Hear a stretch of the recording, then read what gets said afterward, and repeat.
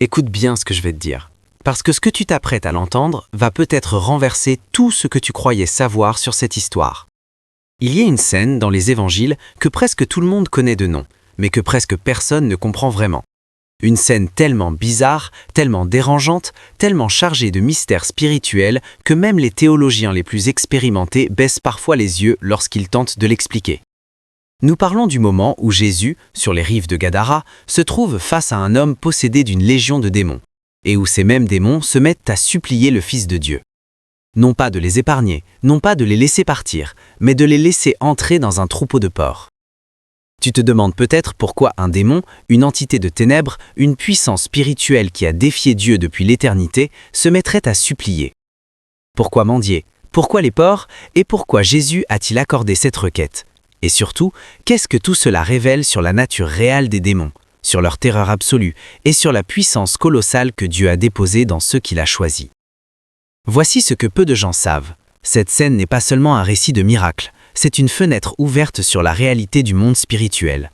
C'est une leçon de guerre céleste, et c'est, pour les élus de Dieu, l'une des révélations les plus puissantes de toute l'Écriture sainte. Prends une grande inspiration, nous allons plonger ensemble dans les profondeurs de ce mystère.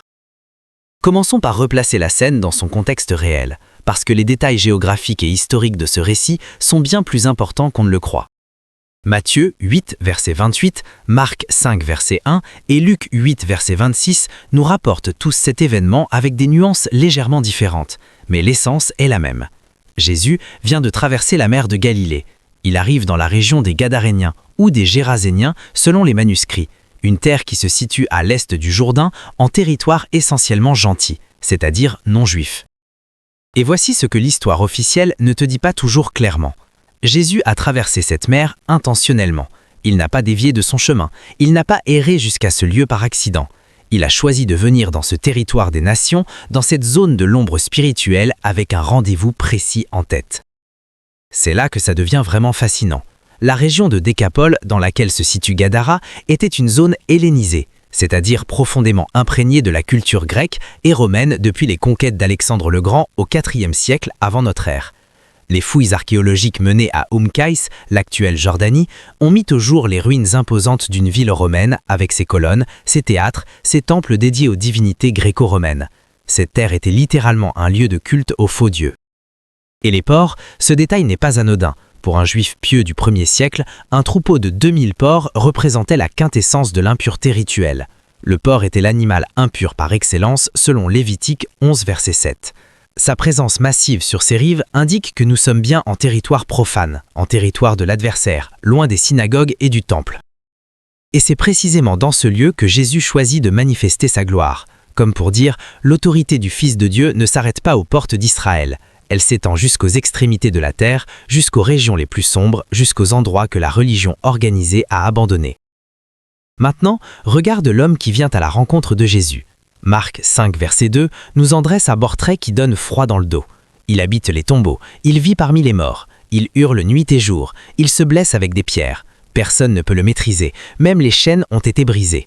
Imagine la scène, la nuit tombe sur les rives de Gadara, le lac chimote encore d'une lumière orangée, et depuis les grottes taillées dans la roche qui servent de sépulture, on entend des cris terrifiants, des grognements, le bruit de quelqu'un qui se lacère la chair.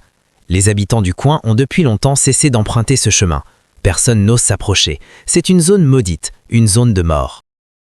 Et pourtant, cet homme court vers Jésus. Et c'est là le premier paradoxe extraordinaire. Les démons qui le contrôlent le poussent vers Jésus. Ils ne peuvent pas s'en empêcher. C'est comme si une force irrésistible, plus puissante que leur volonté, les contraignait à se présenter devant le roi. Ils se prosternent devant Jésus. Marc 5, verset 6 dit « Quand il vit Jésus de loin, il accourut, se prosterna devant lui ».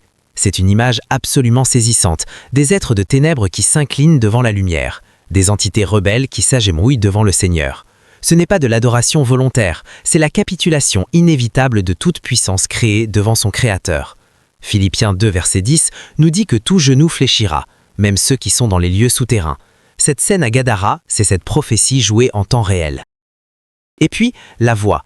Marc 5, verset 7 rapporte ces mots terrifiants. « Qu'y a-t-il entre moi et toi, Jésus, Fils du Dieu Très-Haut? Je t'en conjure par Dieu, ne me tourmente pas. » Voici ce que peu de gens comprennent dans cette phrase.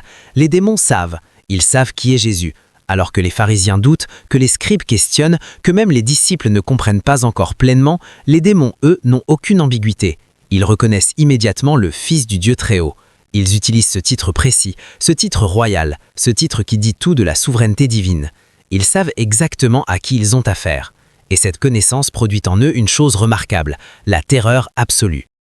Pense à cela une seconde. Ces entités, qui ont peut-être passé des éons à errer sur la terre, à torturer des hommes, à souiller des âmes, ces puissances qui ont terrorisé des générations entières ont peur. Elles supplient « Ne me tourmente pas ». Le mot grec utilisé est banzizo, qui signifie torturer, tourmenter, infliger une douleur intense. Ces démons savent ce qui les attend. Ils connaissent leur destinée finale, décrite en Matthieu 25, verset 41, le feu éternel qui a été préparé pour le diable et pour ses anges. Et ils savent que Jésus a le pouvoir de les précipiter maintenant, avant leur heure. Et c'est là que ça devient vraiment fascinant.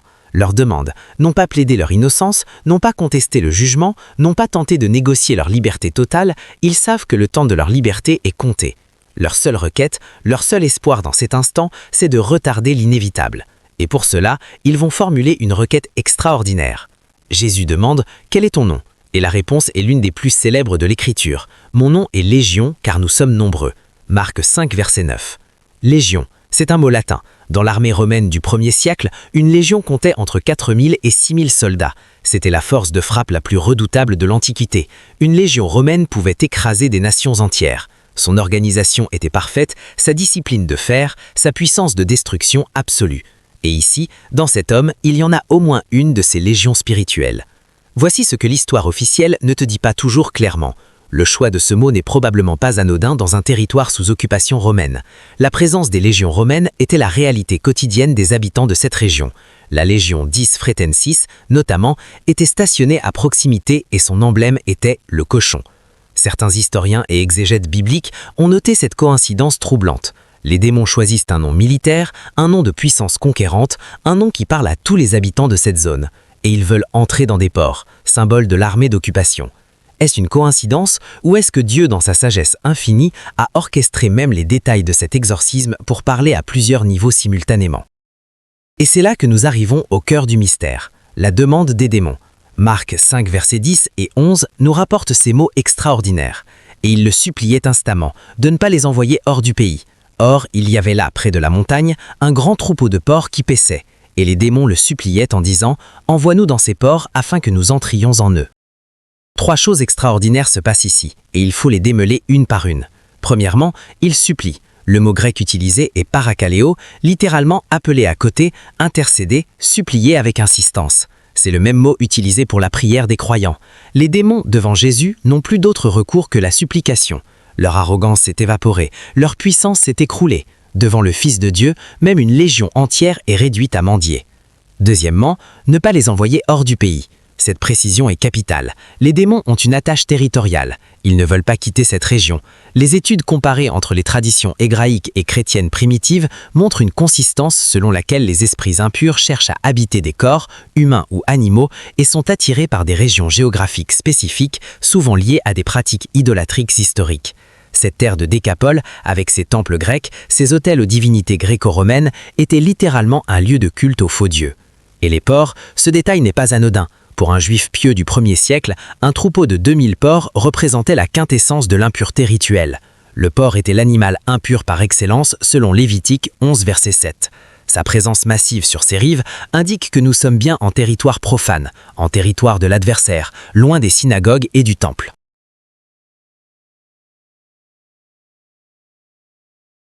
Et troisièmement, envoie-nous dans ces ports. Pourquoi les porcs? Pourquoi pas d'autres animaux? Pourquoi pas simplement errer dans l'air? Voici ce que peu de gens savent sur la nature des démons telle qu'elle se révèle dans les Écritures et dans les traditions judéo-chrétiennes anciennes. Le livre d'Hénoch, un texte apocryphe profondément familier aux Juifs du 1er siècle, cité d'ailleurs dans l'Épître de Jude, décrit les Néphilim, ces géants nés de l'union entre les fils de Dieu et les filles des hommes, comme des êtres dont les esprits, après leur mort physique, errent sur la terre en tant qu'esprits impurs.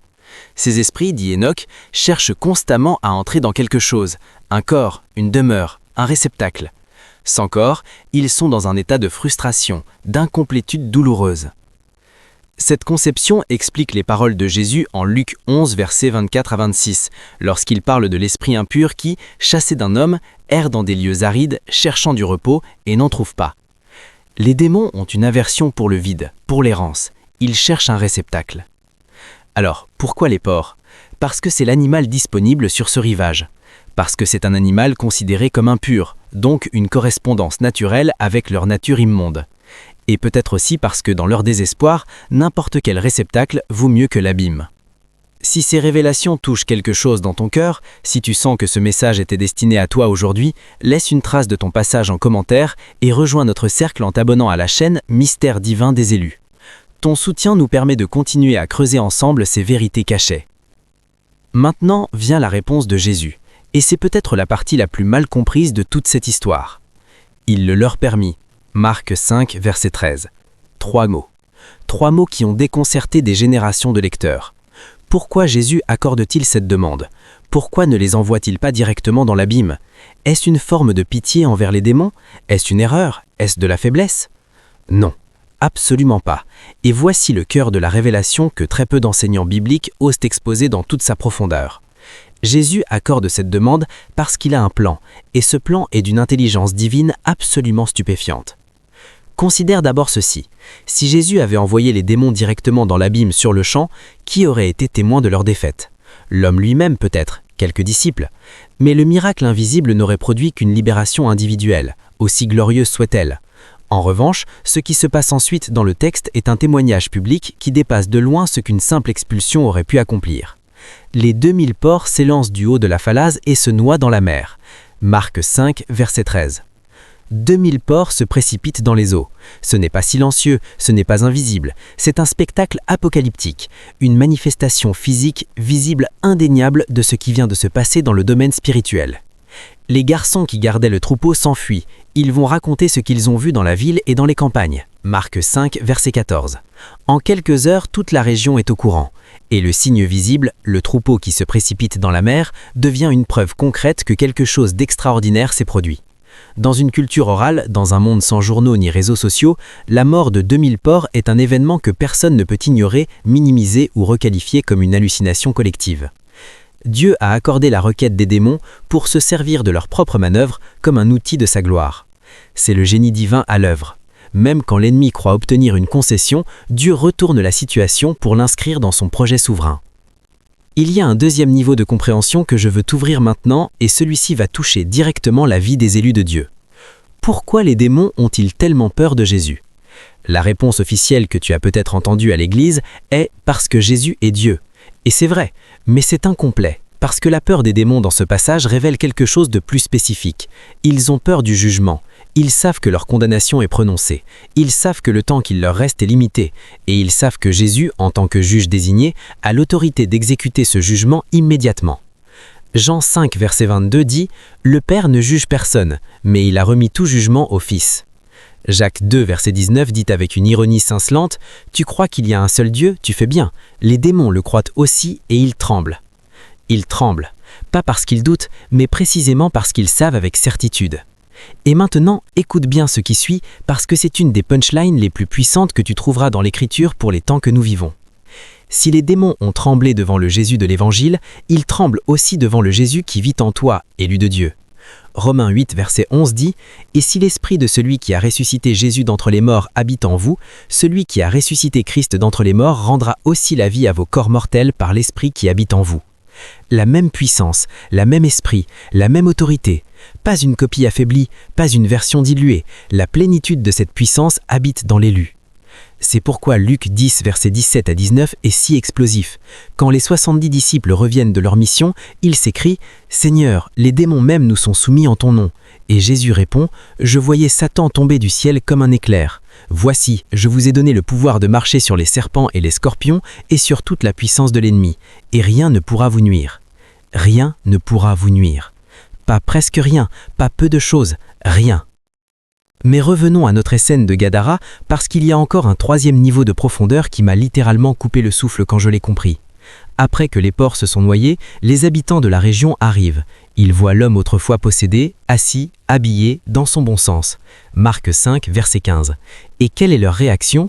La joie, l'admiration, la reconnaissance envers Jésus?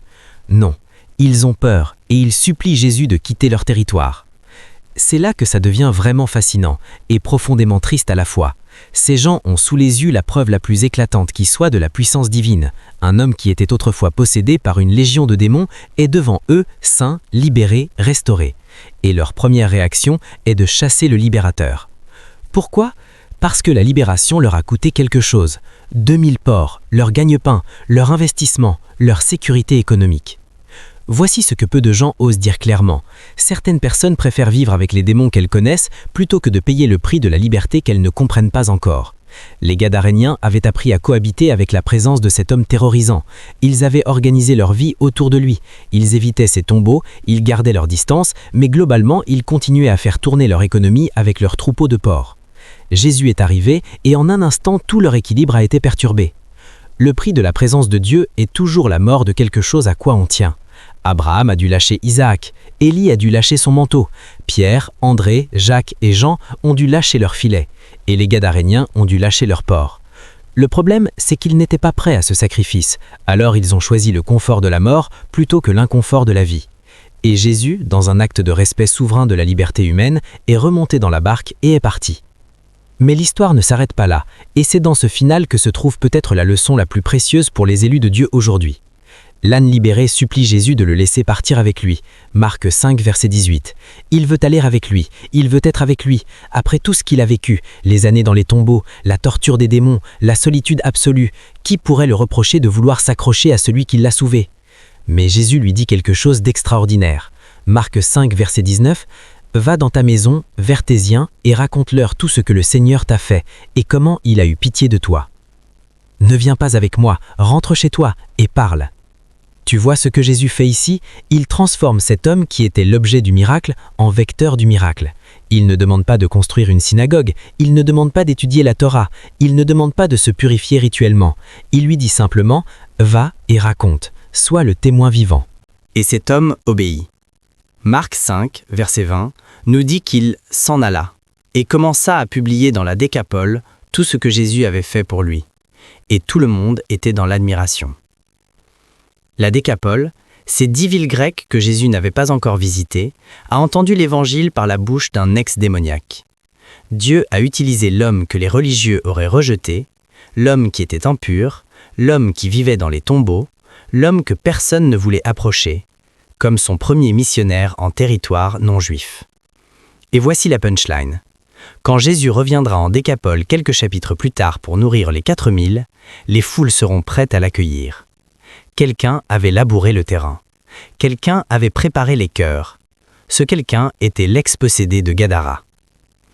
Si tu traverses une période sombre en ce moment, si tu te sens comme cet homme dans les tombeaux, entouré de morts, incompris, portant des chaînes que personne ne peut briser, je veux que tu saches quelque chose. Jésus a traversé la mer exprès pour aller trouver cet homme. Il a affronté la tempête. Il a navigué jusqu'aux terres étrangères. Il est allé là où personne d'autre n'allait. Et quand il l'a trouvé, il n'a pas eu besoin de longs rituels, de longues prières, de procédures compliquées. Une seule parole, et la légion était liquidée. Ce même Jésus te connaît. Il sait où tu es, et il a déjà traversé la mer pour toi. Maintenant, je veux aller plus loin encore, parce que cette scène de Gadara soulève une question théologique que peu de prédicateurs abordent directement. Pourquoi Dieu permet-il que des démons existent et opèrent sur la terre? Si Dieu est tout-puissant, et il l'est absolument, pourquoi ne détruit-il pas simplement tous les démons dans l'instant? Pourquoi a-t-il permis que cet homme souffre pendant des années sous leur emprise? Pourquoi permet-il encore aujourd'hui que des millions de personnes soient opprimées spirituellement? La réponse se trouve dans l'architecture divine de l'histoire du salut. Job 1, versets 6 à 12, nous montre une scène dans les lieux célestes où Satan doit demander la permission à Dieu avant de pouvoir toucher Job. L'Éternel dit à Satan, « Voici, tout ce qu'il a est en ton pouvoir, seulement n'étends pas la main sur lui. » Dieu fixe les limites, Dieu établit les frontières. L'adversaire ne peut aller que là où Dieu le permet. Et Dieu permet parfois l'épreuve, non pas par sadisme, non pas par indifférence, mais parce que l'épreuve est l'école dans laquelle l'élu développe une autorité spirituelle qu'aucune autre voie ne peut produire. 2 Corinthiens 1, versets 3 à 4, dit Béni soit Dieu, le Père de notre Seigneur Jésus-Christ, le Père des miséricordes et le Dieu de toute consolation, qui nous console dans toutes nos afflictions, afin que, par la consolation dont nous sommes l'objet de la part de Dieu, nous puissions consoler ceux qui se trouvent dans quelque affliction. Tu ne peux consoler que dans les domaines où tu as toi-même été consolé. Tu ne peux guérir que dans les blessures où tu as toi-même été guéri. L'élu qui a traversé la nuit porte en lui une lumière que celui qui n'a jamais connu l'obscurité ne peut pas allumer. Il y a quelque chose d'autre dans ces textes qui mérite notre attention totale, et c'est la question de l'identité déclarée des démons. Mon nom est Légion, car nous sommes nombreux. Dans le monde biblique, le nom n'est pas une simple étiquette. Le nom réveille la nature, la fonction, l'essence. Quand Dieu change le nom d'Abraham en Genèse 17, verset 5, ce n'est pas un caprice cosmétique, c'est une transformation ontologique. Quand Jacob reçoit le nom Israël en Genèse 32, verset 28, c'est parce que sa nature a changé. Le nom est la réalité.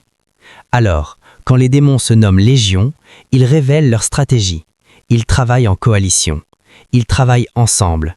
Ils se renforcent mutuellement. Une légion romaine était redoutable précisément parce que les soldats qui la composaient agissaient comme un seul corps, en formation, en synchronisation, en unité de commandement.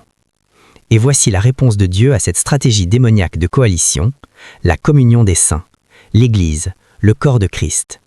Éphésiens 4, verset 16 dit que le corps entier est bien ordonné et lié ensemble par les jointures et les liens qui forment son assemblage. Selon la force qui est mesurée à chaque partie, il produit le croissance du corps pour son édification dans la charité. Une légion contre une légion. L'armée de ténèbres contre l'armée de lumière. Mais il y a une différence fondamentale, les légions démoniaques agissent par contrainte, liées ensemble par la peur, la nécessité et la hiérarchie des ténèbres. L'armée de Dieu agit par amour, liée par le sacrifice, la grâce et la communion. Et à armes égales, l'amour est toujours plus fort que la peur. Toujours. 1 Jean 4, verset 18 est une punchline absolue. Il n'y a pas de crainte dans l'amour, mais l'amour parfait bannit la crainte, parce que la crainte suppose un châtiment, et que celui qui craint n'a pas parvenu à la perfection de l'amour. Les démons opèrent dans la crainte, les élus opèrent dans l'amour. Et c'est pourquoi, en fin de compte, les démons devront plier. Rejoins notre communauté si tu veux continuer à recevoir ces enseignements qui vont en profondeur. Abonne-toi à Mystère divin des élus et partage cette vidéo avec quelqu'un qui en a besoin ce soir. Tu ne sais pas quel combat invisible il mène en ce moment. Je veux maintenant te parler d'un élément que presque aucun commentateur ne soulève, et c'est la question de l'identité déclarée des démons. Il y a quelque chose d'autre dans ce texte qui mérite notre attention totale, et c'est la question de l'identité déclarée des démons. Il s'agit en fait de la souveraineté territoriale des élus. Les démons ne voulaient pas quitter le pays. Ils avaient un droit d'occupation qu'ils revendiquaient. Et cette revendication territoriale est bibliquement documentée bien au-delà de ce seul passage. Daniel 10, verset 13, mentionne le prince du royaume de Perse, une entité spirituelle affectée à une nation qui s'oppose pendant 21 jours au l'ange envoyé en réponse à la prière de Daniel. Apocalypse 2, verset 13, parle de la ville de Pergame comme étant le lieu où est le trône de Satan. Ces références indiquent une cartographie spirituelle du monde, des régions, des nations, des villes sous l'influence de puissances spirituelles spécifiques. Et voici ce que cette réalité signifie concrètement pour les élus de Dieu. Ta prière n'est pas sans effet sur le territoire où tu vis. Quand tu intercèdes, tu t'engages dans ce combat territorial. Quand tu proclames la parole, tu enfonces des clous dans le sol spirituel de ta région. Quand tu vis dans la sainteté et l'amour, tu repousses les frontières du royaume de Dieu dans l'espace qui t'est confié. Ézéchiel 20, verset 30, dit que Dieu cherche un homme qui se tient dans la brèche devant lui. Un seul homme, une seule femme, positionnée dans la prière, debout dans l'autorité qui lui a été donnée, peut changer le destin spirituel d'une ville entière. C'est vertigineux, c'est responsabilisant, et c'est la vérité. Revenons une dernière fois à la scène finale de Gadara, parce que je veux que tu la vois avec de nouveaux yeux. L'homme est assis, habillé, dans son bon sens. Les habitants ont peur. Jésus repart. Mais avant de repartir, il donne à cet homme une mission. Et cette mission change tout. Ce que je vois dans cette image finale, c'est le portrait de chaque élu de Dieu. Nous sommes tous, d'une manière ou d'une autre, cet homme sorti des tombeaux. Nous avons tous été livrés à quelque chose, des chaînes qui ne sont pas toujours visibles de l'extérieur, des voix qui ne sont pas toujours celles des démons dans le sens littéral, mais qui font le même travail, nous isoler, nous accuser, nous maintenir dans la mort. Et nous avons tous été trouvés par quelqu'un qui a traversé une mer pour nous rejoindre. La différence entre l'élu et le reste des Gadaréniens, ce n'est pas que l'élu est plus fort, c'est que l'élu a rencontré Jésus. C'est que l'élu a reçu la libération, et c'est que l'élu a accepté la mission qui en découle. Proverbe 24, verset 11 dit « Délivre ceux qu'on emmène à la mort, et ceux qui chancellent vers le supplice, retiens-les. Si tu as été libéré, c'est pour libérer. Si tu as été guéri, c'est pour guérir. Si tu as été consolé, c'est pour consoler. C'est la logique intérieure du royaume. La grâce reçue devient la grâce transmise. Et c'est pourquoi dans les 10 villes de Décapole, la semence a été plantée par un ex-possédé avant même que les apôtres n'y arrivent. Dieu n'a pas attendu d'avoir un théologien parfaitement formé, il a utilisé l'homme disponible, l'homme reconnaissant, l'homme transformé. Et maintenant, je vais te donner la clé de lecture finale de toute cette histoire. La vraie question que cette scène pose n'est pas « Pourquoi les démons ont-ils supplié Jésus d'entrer dans les ports ?» La vraie question est celle-ci. Qu'est-ce qui te retient encore dans les tombeaux ? Parce que le miracle de Gadara n'est pas un événement qui s'est produit une seule fois il y a 2000 ans sur les rives d'un lac en Jordanie. C'est un événement qui se rejoue chaque fois qu'un élu de Dieu décide de sortir de sa caverne, de sortir de son isolement, de s'avancer vers Jésus, même habité par ses peurs, même marqué par ses blessures, même portant encore les chaînes brisées. Les démons savent que lorsqu'un élu trouve son identité en Christ, c'est une légion entière qui perd un territoire. C'est pourquoi ils travaillent si dur à te faire croire que tu es défini par tes fêlèses, que ta liberté n'est pas possible, que tes tombeaux sont ta demeure permanente, que la barque de Jésus est passée et qu'elle ne reviendra plus. Mais Luc 15, verset 4 dit « Le berger laisse les 99 brebis pour aller chercher celle qui est perdue. Il ne l'abandonne pas au loup en disant « Elle aurait dû rester dans le troupeau ». Il cherche jusqu'à ce qu'il la retrouve. Et Romains 8, verset 38 à 39 pose la punchline définitive. Car j'ai l'assurance que ni la mort, ni la vie, ni les anges, ni les dominations, ni les choses présentes, ni les choses à venir, ni les puissances, ni la hauteur, ni la profondeur, ni aucune autre créature ne pourra nous séparer de l'amour de Dieu manifesté en Jésus-Christ notre Seigneur. Aucune légion, aucun démon, aucune puissance, ni dans le ciel, ni dans la terre, ni sous la terre. Rien. Alors voilà ce que je veux que tu emportes avec toi aujourd'hui. La prochaine fois que tu te sens opprimé, attaqué, découragé, assiégé, souviens-toi de Gadara. Souviens-toi que des entités qui ont erré sur la terre depuis des éons ont supplié devant Jésus. Souviens-toi que Légion a dû s'incliner. Souviens-toi que la victoire n'a pas pris des heures de négociation, elle a pris une parole. Une seule parole du roi des rois a liquidé une légion entière. Et ce même roi vit en toi. Éphésiens 1, versets 19 à 20 parle de la puissance qui opère en faveur des croyants. Selon l'efficacité de la force de sa puissance qu'il a déployée en Christ, en le ressuscitant des morts et en le faisant asseoir à sa droite dans les lieux célestes. La même puissance,